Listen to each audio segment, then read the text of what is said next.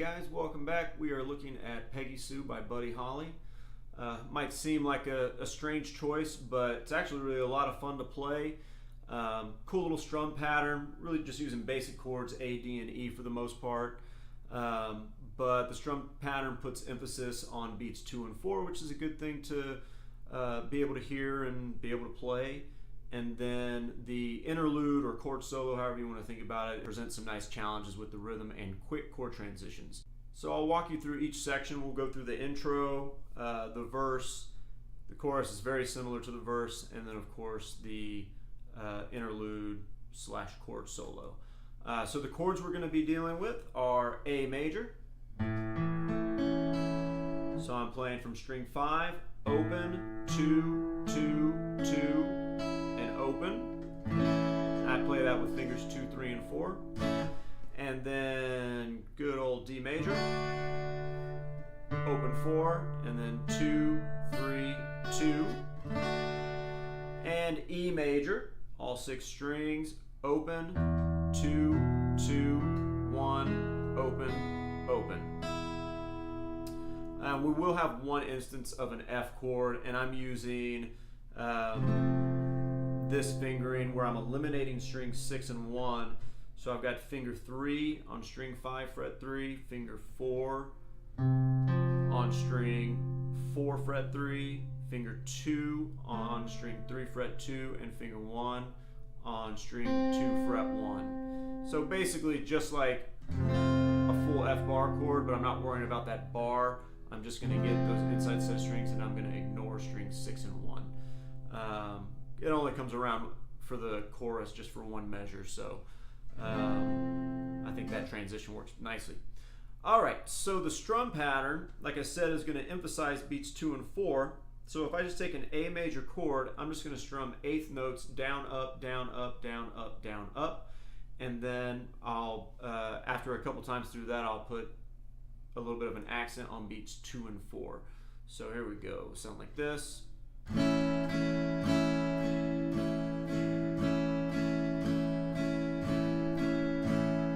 Now I'm going to add the accents on 2 and 4. 1 and 2 and 3 and 4 and 1 and 2 and 3 and 4 and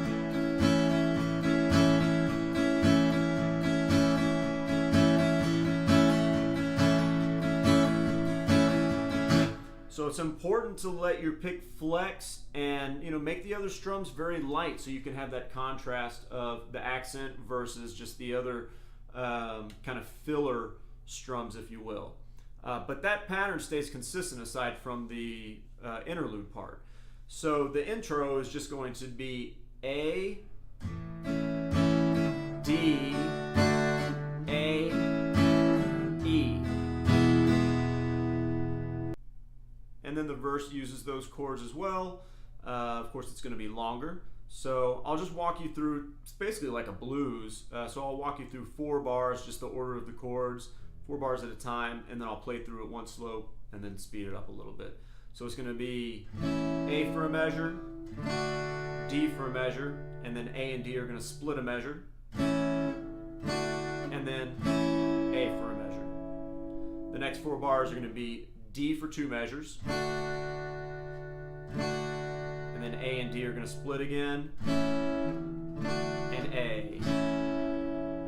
And then the last 4 bars are going to be E for 1 bar, D for 1 bar, and then A and D split, and A and E split. So a lot of similarities each line. We're always bouncing back and forth between these chords, A to D or A to E. So I'll just play through that whole thing and I'll call the chords out when I'm going through it slow the first time here. So starting on A, D, A, D, A, and D,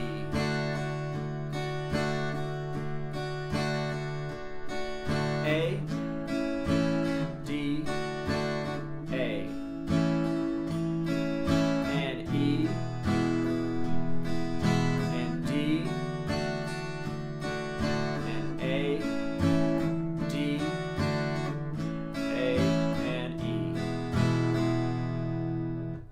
out a little bit faster and I won't call out those chords.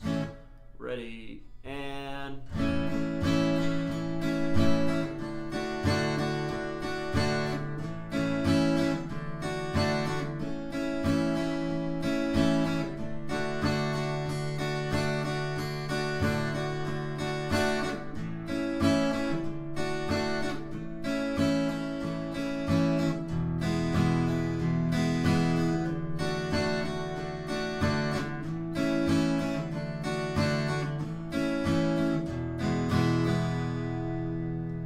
The chorus is very similar.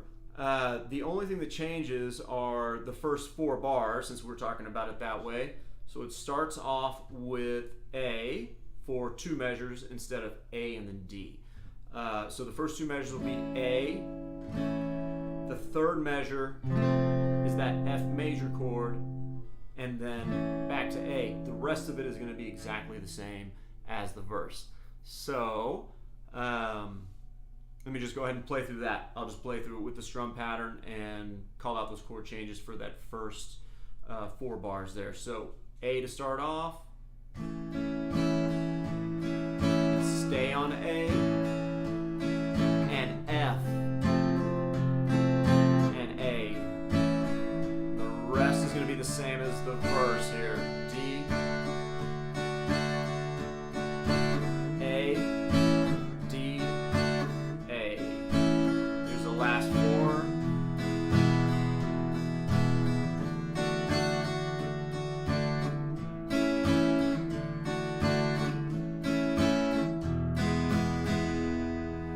And that's it, guys. Now we're going to take a look at the interlude. So all I'll say is, for the strum pattern, just single out an individual chord and practice putting that accent on and kind of changing the pressure or the flexibility of the pick, so you can try and find the right sound. And if you're not comfortable transitioning those chords, then make that be something that you single out. Yeah, so the interlude is, I'll point out one thing. So we're going to have some 16th note down up strumming here, and some quick little whip of the wrist, if you will, and quick chord changes. There's also this thing happening where he is strumming whatever chord he happens to be on, but then he's just lifting his fingers off of the open string, so he's getting this sound.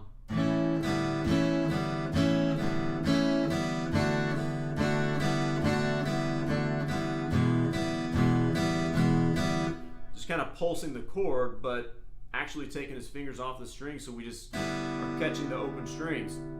Pretty neat little sound. I think it's pretty inventive, and he adds some nice rhythms in there as well. So let's do this in 2 measure chunks. So this is going to be, starting at the interlude, it's going to be A for a measure and then D for the measure, and this is going to be the strum pattern. Down, up, down, up, up, down, down, up, down, up, down. That's the first 2 measures of the interlude. Now the next 2 bars is going to be this rhythm of a kind of galloping rhythm. Down, down, up, down, down, up, down, down, up. But the chords change on the upbeat, and that makes it sound a lot cooler and also maybe a little bit more difficult to hear. So let me just play through. It's just between A and D. It's going to sound like this.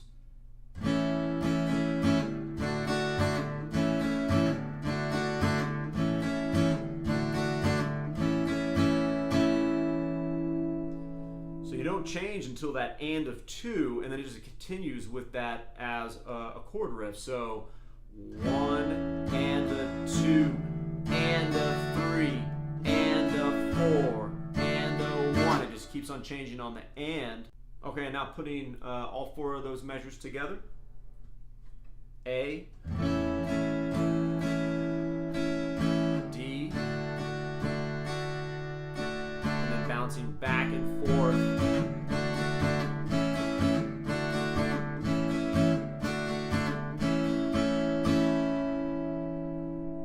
Okay, the next 2 bars are going to be D major and then bouncing off to the open string, so it's going to sound like this.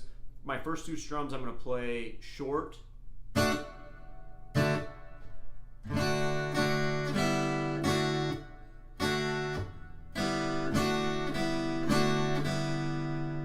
So I'm lifting my hand off of that D chord. I'm muting in some instances, and then I'm cutting the chord short on those first two strums. So putting it together without talking over it. A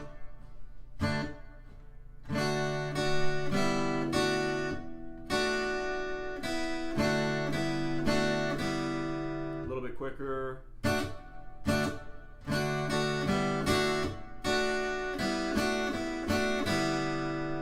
So you're just keeping constant motion with that right arm as you strum, and then your left hand is pulsing on and off that chord.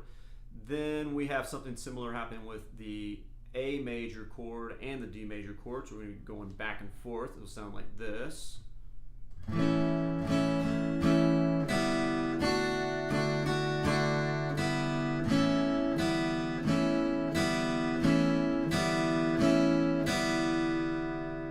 Trying to emphasize moving my fingers off of the guitar so you can see when I'm doing that, but also you can hear it. Those two measures again.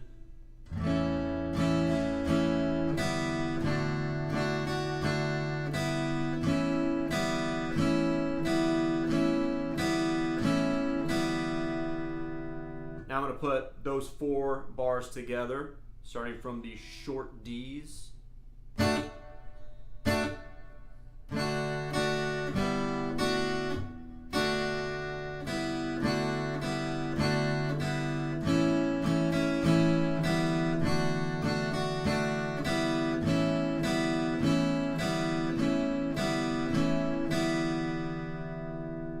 Okay, and then we have an E major chord, and it's just going to be 8th note down up strumming here. And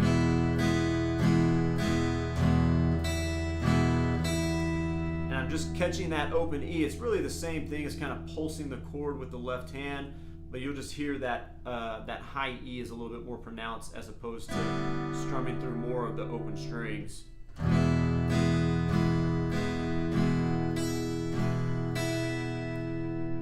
And then to a D chord, and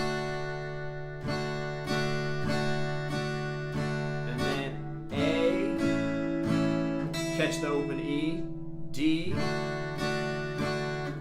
catch the open E, A, catch the open E, and then E chord, catch the open E. So those last 4 bars together, starting on E.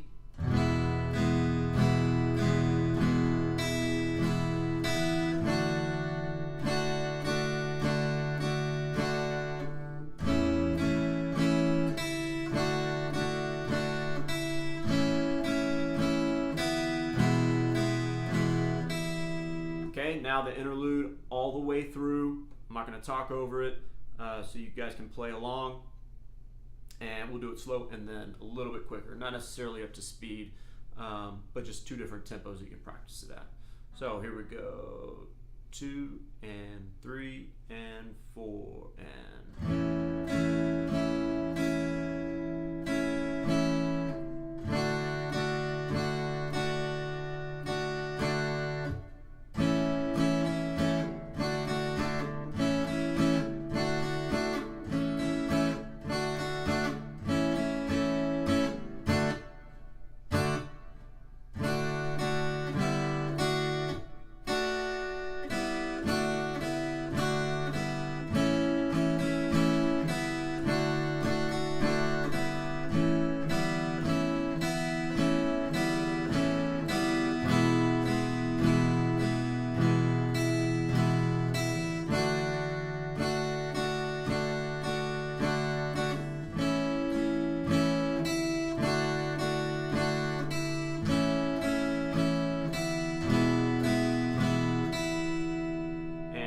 time, a little bit quicker.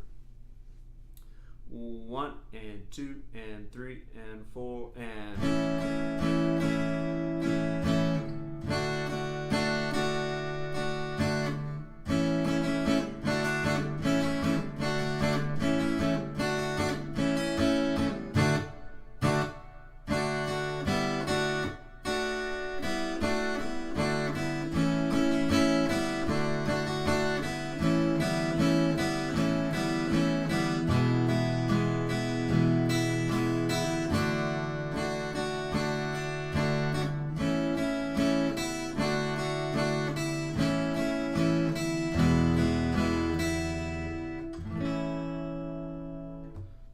go, guys. Of course, listen to the recording and listen to me play it at the beginning, and you'll be able to pick that up, get it in the ear at speed, but you always want to slow this stuff down.